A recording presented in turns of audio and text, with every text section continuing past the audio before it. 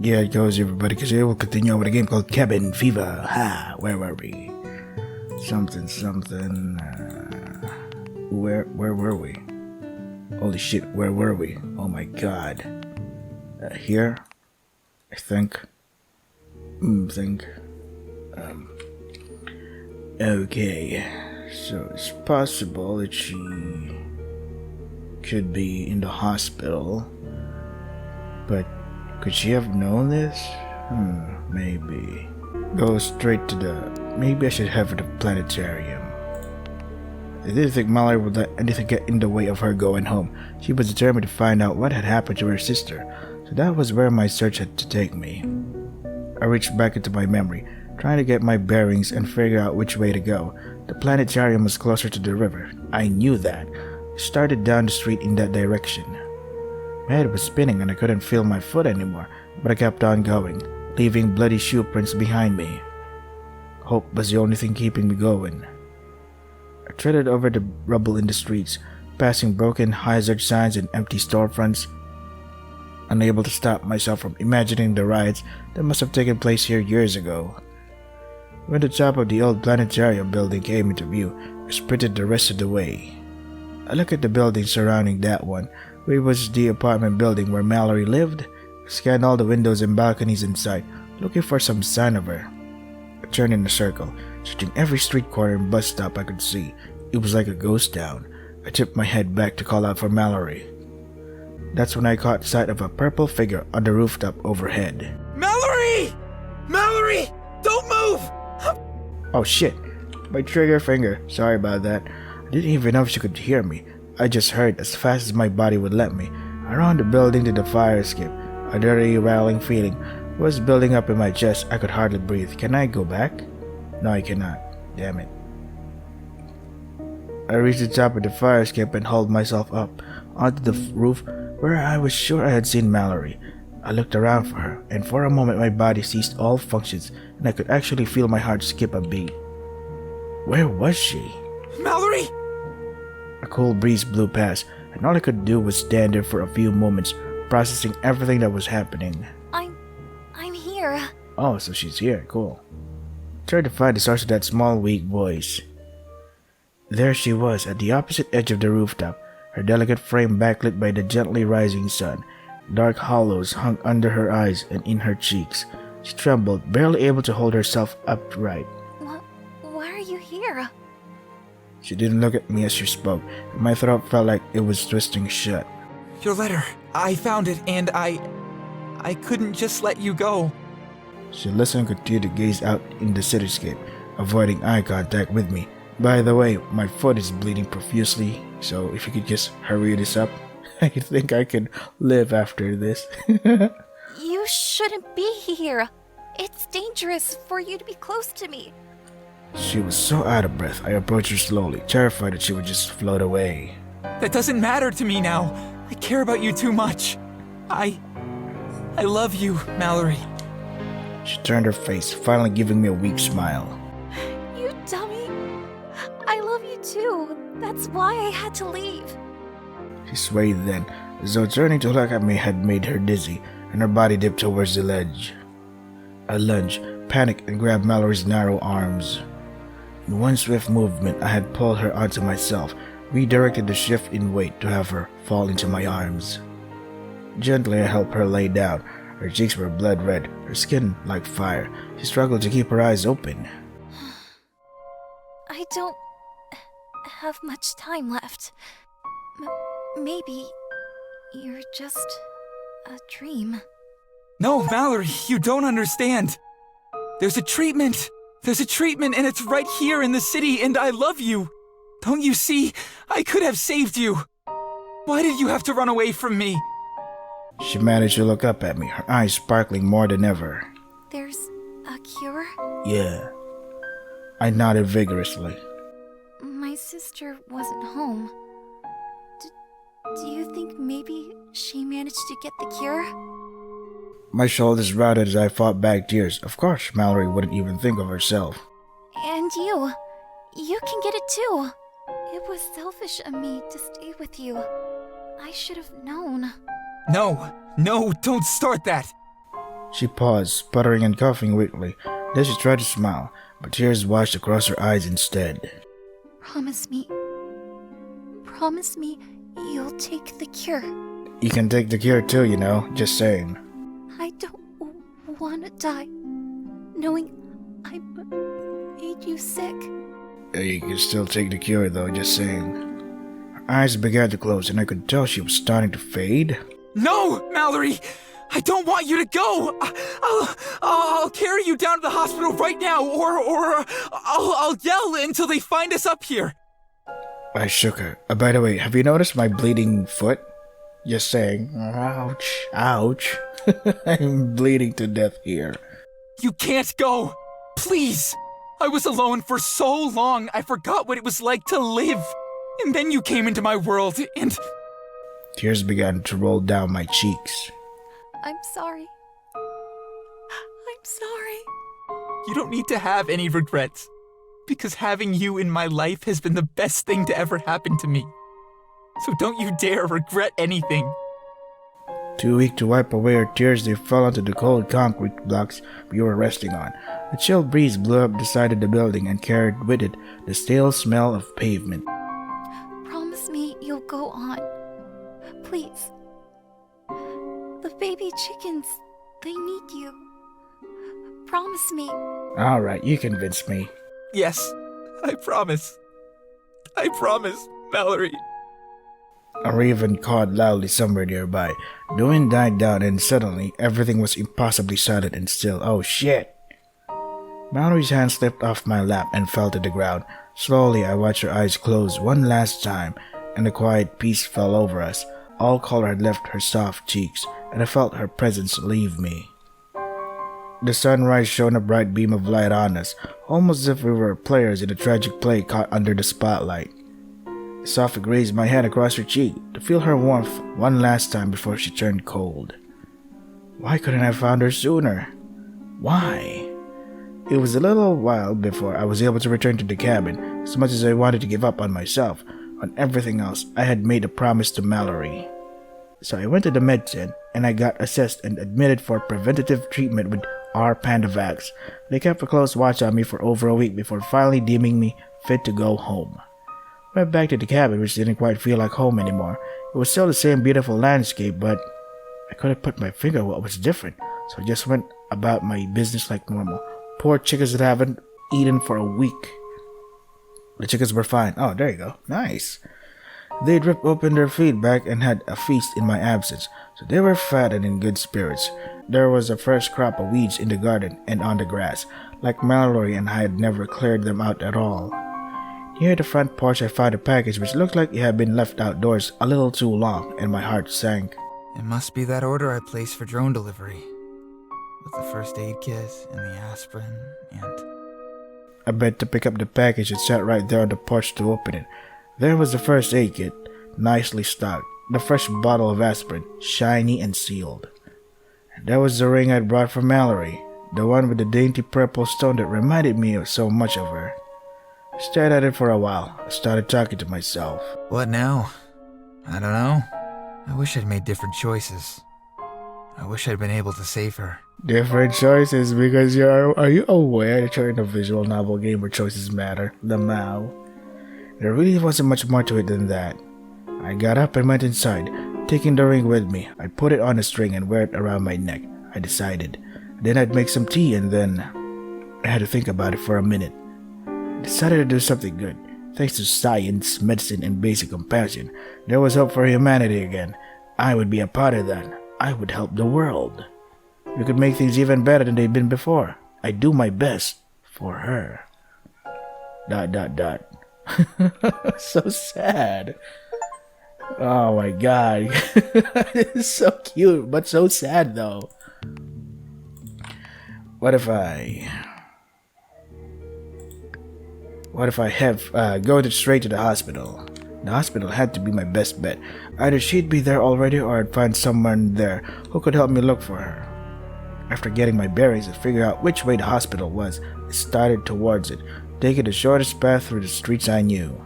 When I saw the med tent erected in the street outside the hospital, I almost couldn't believe my eyes. It existed, just like the email bulletin said it would, but there was hardly anyone around. A medical worker decked out in PPE emerged from the tent, holding a clipboard and looking around. A man with a small child called out from several feet away, and the worker began asking questions I couldn't hear. This was how they were saving the world, quietly and with eerie calm. Daring to hope, I looked around for Mallory. If by some miracle she had made her way here, then maybe everything would actually be okay. I spotted another small group lingering nearby, and I lurched towards them. I'm looking for a girl. Her name is Mallory. Her hair is long and white. She's wearing purple. I moved from person to person pleading, but no one had an answer for me. All of a sudden, I heard the faint squeal of a megaphone, a voice cracking over the near empty street. If you are awaiting preventative care, we ask that you remain patient while we triage symptomatic individuals. If you are currently experiencing symptoms like fever, headache, fatigue, or dry coughing, or have recently been in close contact with someone who is, please proceed to the screening area for assessment. The medical worker was showing the man and child into the med tent now. I staggered over. Do you see a very sick girl dressed in purple? The medic looked at me, startled. I'm sorry, no. Who is she? And have you been in close contact with this person? If she's not here, can you help me find her? Because she's really sick and I need to find her and bring her here. If you've been in contact with an infected individual, then the most important thing right now is for you to get assessed and admitted for treatment. You do understand how rapidly the virus proliferates. The sooner we can begin treatment, the better your chances will be. Please, follow me. But no, I have to. Please. Right now, you are potentially shedding the virus in a public space. You need to enter the med tent. I looked around at the near empty street, wanted to keep arguing, but what could I say? The medic must have seen the pain and hopelessness on my face. I will try to find out about your friend. Now please. I need you to enter the med tent. Okay, goddammit, where should I save? Override save saw 18, sure, why not? Insist on getting help for Mallory first. I can't stop until I find her. Please, there's no one here, but she's somewhere. And if I can just find her and get her back here in time, that's a life saved. The medic looked kinda lost. I was already backing away, getting ready to start running again, even though my foot is still bleeding. Like, hey man, I know that there's a virus and shit, but have you noticed my bleeding foot? No? Okay, I don't mind, I'm just saying. If Mallory wasn't here, then she had to be at the planetarium, or at least on her way to it. Wait! Don't go yet. The medic disappeared inside the tent. A couple of people who had been waiting nearby moved closer, hovering. It was probably wrong of me to race ahead of them, demanding the lone medic's attention, but honestly, whatever. It wasn't as though there were crowds and crowds of people waiting for aid. The only thing I cared about was Mallory. Fuck you guys. Fuck. I care more about this one person than all of you. Minority over the majority. The medic reemerged, holding out a bulky handset. Take this. It's a satellite phone. We have a few of them for contacting other med centers. As soon as you find your friend, call us. If we know where you are, we might be able to send help. Nice. A wave of gratitude washed over me as I took the sat phone. I definitely didn't have to be told twice. Time had never been more of the essence. Thank you. Thank you. I was already hurrying away, almost in disbelief at this blessing. Carried on down the street calling Mallory's name. Though everything seemed so deserted, there were a handful of people around who would turn to look at me puzzled. They avoided my path and I avoided theirs. I reached back into my memory, trying to get my bearings and figure out which way to go. The planetarium was closer to the river, I knew that. I started down the street in that direction. My head was spinning, I couldn't feel my foot anymore, but I kept on going, leaving bloody shoe prints behind me. Why do I feel like this is the same? Hope was the only thing keeping me going. Treaded over the rubble in the streets, passing over broken hazard signs, empty storefronts, unable to stop myself from imagining. I think I've read this before. When the top of the old planetarium building came to view, I sprinted the rest of the way, even though my foot is still bleeding. Looked at the buildings surrounding that one, which was the apartment building where Mallory lived. Scanned all the windows and balconies inside, looking for some sign of her. I turned in a circle, searching every street corner and bus stop I could see. It was like a ghost town. I tipped my head back to call out for Mallory. That's when I caught sight of a purple figure on the rooftop overhead. Mallory! There you go. Mallory! Don't move! I'm coming! I didn't even know she could hear me. I just hurried as fast as my body would let me. Around the building to the fire escape, a dry, rattling feeling was building up in my chest. I could hardly breathe. I reached the top of the fire escape and hauled myself up onto the roof, where I was sure I had seen Mallory. I looked around for her, and for a moment my body ceased all functions and I could actually feel my heart skip a beat. Where was she? Mallory! Cool breeze, I know this. I'm here. There you go. Trying to find the source of that small, weak voice. There she was. Yada yada. I've read this before. Why are you here? She didn't look at me, she spoke, and my throat felt like it was twisting shut. Your letter. Yeah, I know. Let's just continue to gaze out, yeah. You shouldn't be here. So out of breath, I approached her slowly, terrified that she would float away. That doesn't matter to me now. I love you, Mallory. No. Turned her face. You dummy. I love you too. Doll. Blah blah blah. Her body dipped towards the ledge. I lunged, panicked, and grabbed Mallory's narrow arms. In one swift movement, I pulled her to myself, etc., etc. Gently, I helped her lay down. Her cheeks were blood red. Struggled to keep her eyes open. There you go. I don't have much time left. Maybe you're just a dream. No, Mallory, you don't understand. There's a treatment. There's a treatment, and it's right here in the city, and I love you. There's a cure? I nodded vigorously, fumbling for the cell phone I'd shoved into my pocket. My sister wasn't home. Do you think maybe she managed to get the cure? My shoulders rounded as I fought back tears. Of course, Mallory wouldn't even think of herself. I'm going to get you help. I'm calling right now, and someone's gonna come. The phone was in my hands, my thumbs poised over the stiff, tactile buttons. The number, it had been printed on the message, but what was it?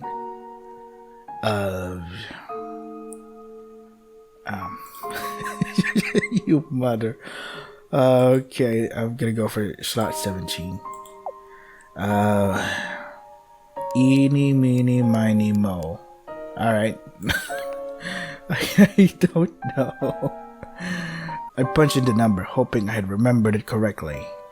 A robotic voice told me through the phone that this number was not in service. Oh god.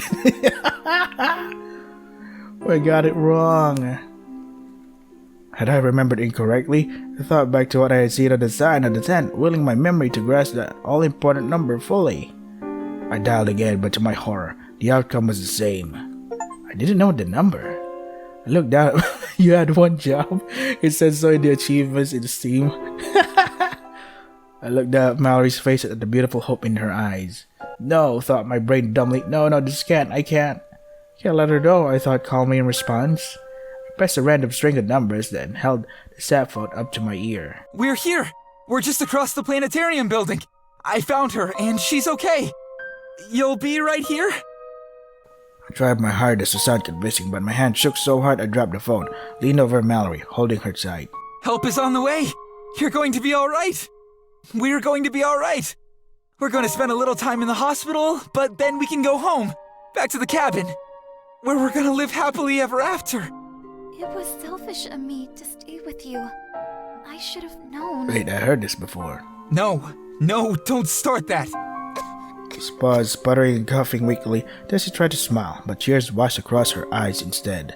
I'm so sorry. Eyes began to close and I could tell she was starting to fade. You have absolutely nothing to apologize for. Tears began to roll, yep. You don't need to have any regrets. Too weak to wipe away her tears, they fell into the cold concrete, yep. Let's just rest. You can close your eyes if you need to. We'll wait just like this until they get here. Everything's going to be okay. Everything's going to be okay. Haha, lies. The wind died down and suddenly everything was impossibly silent and still. Mallory's hand slipped off my lap and fell to the ground. Slowly I watched her eyes close one last time. Wait, did I already do this before? Wait, is there like a toggle UI? Oh shit, didn't mean that. Self-egg razor guide, gravity feeler, walk on. Oh, there's a skip button. God damn it. Wait, is the skip button actually does it work? Like, for example, does it skip the parts I've already seen and it stops to the parts where I haven't seen stuff? Let's see. So not here. 322. Yeah, that was it. Really? Thank you, brain. I thought as the rings started to go through. You're welcome, replied my brain as more things went through. Started to worry that no one would pick up, but then, finally, someone did. I didn't know if it was the same medic who'd given me the sat phone, but either way, I immediately started rattling off every detail I could about where we were and how to get here. Then I threw the phone down and wrapped my arms around Mallory. Someone's coming. Help is coming. All I could hope for now was that they would get here fast enough. It was selfish of me to stay with you. I should have Again? known. Have we done this before? No, don't start that. What? I'm just curious. What if I save here? Yeah. Skip. Oh, God. So it really does skip even the parts we haven't seen before. God damn it. That's not good. That's not good at all. That's a terrible visual novel design. She paused, puttering and coughing weakly, tried to smile. Yeah. I'm so sorry. Her eyes began to close. I could tell she was starting to fade. You have absolutely nothing Yep. to Tears began to roll. Having you in my life has been... Yep. Too weak to wipe away your tears, etc. Stay with me, Mallory. We're going to get you help, and everything's going to be okay. We waited together on the rooftop as the sun came up, splitting open the clouds and shining on us like a spotlight. I willed the medic to get here faster. The wait felt like an eternity. Then far below I heard the rumble of a vehicle pulling up, a door popping open, a distant voice. It was 2 weeks before Mallory and I were able to finally return to the cabin. Hey, nice! Mallory spent most of the time quarantined, receiving the breakthrough R-Pandavax treatment, which carried her gently back from the brink of death. I received a preventative treatment as well, and was monitored closely for symptoms. Finally, we were discharged. We found our way back home where all the leaves were gold and red. The mountains had snow on their peaks. The first thing we did was check on the chickens, and only to find that they had torn open their feedback and had themselves a feast while we were away. They were very fat and very happy to see us. We took a careful stroll around the rest of the property too, just to make sure everything looked okay and to make note of any issues I need to deal with. Then we were about ready to head inside. Near the front porch, we found a package which looked like it had been left outdoors a little too long. It must be that order I placed for drone delivery. With the first aid kit and the aspirin and... My voice trailed off. It feels like a million years ago. I sat down at the porch step to open up the package, hardly able to wait, ignoring the first aid kit and the aspirin bottle. I pulled out the small cardboard box I knew would have Mallory's ring inside. I looked up at her, suddenly a little nervous. I have a gift for you. A gift? Really? Ew! What is it? I grinned at how cute she was. I held the box up to her and she danced a little as she took it. She lifted the lid to peer inside. Oh my goodness. It's so pretty. It reminded me of you. Her eyes looked so shiny, she smiled and leaned down to kiss me. Try it on. Okay. Kissing already? Holy shit. She took the ring out of its little box and slid onto her narrow finger. I totally guessed her ring size, but luckily it was the perfect fit. Well, what a coincidence. She tilted her head She tilted her hand back and forth, smiling at the silver bow and glistening stone. Seeing her so happy made me happy. I love you, Mallory. I love you too. Doll. Feels good to say that when we're not in a life or death situation, am I right? My quirkiness is showing again.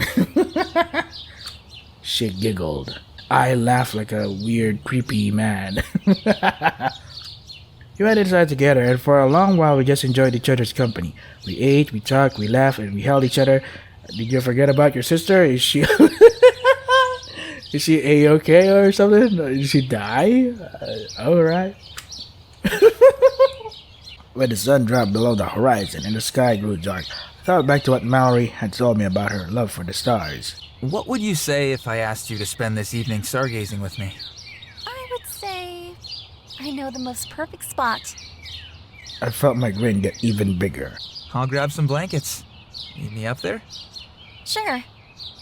A few minutes later, I climbed onto the roof with a big blanket folded over my shoulder. Mallory sat waiting for me, watching me with those beautiful eyes and the sweetest smile. My heart felt warmer than it ever had. The pain and loss we'd experienced would always be there, but now there was also joy to be felt. So much joy and so much life to be lived. There would always be sorrow and endings, but like a sunset or a flower, the impermanence of this very moment was exactly what made it so valuable.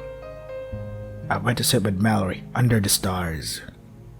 Why are you raining, goddammit? Raining IRL, not in the game. Wait, that's it? Alright. Title screen. Now we're done with that, how do I get the other endings? Should I do a new game? Should I use this Hey, voice? how's it going? Confirm. I agree. I don't remember much about the world. Should I skip What the more part? could I have wanted? Wait, that's it? Alright. I wanna see the okay, go to here, save, yeah. We investigated the noise, so stay inside and lock all the doors. I'm such an asshole. The scream had sounded humanish, but there were plenty of wild animals out there whose screams sounded humanish too, like mountain lions, yeah. And so, what if it was a person? No good had ever come from traipsing? I don't know what that word is. Outdoors to confront a sketchy stranger in the dark. You know what makes me feel safe? Locks. Good, sturdy locks. I walked around inside the cabin checking that all the doors and windows were secure. Then, feeling quite pleased, I sat down to finish my tea. An hour later, I climbed upstairs and went to bed. When I woke, the sky was clear and the sun was on the rise. Mornings like that always put me in a fairly pleasant mood. Pleasant, but wistful.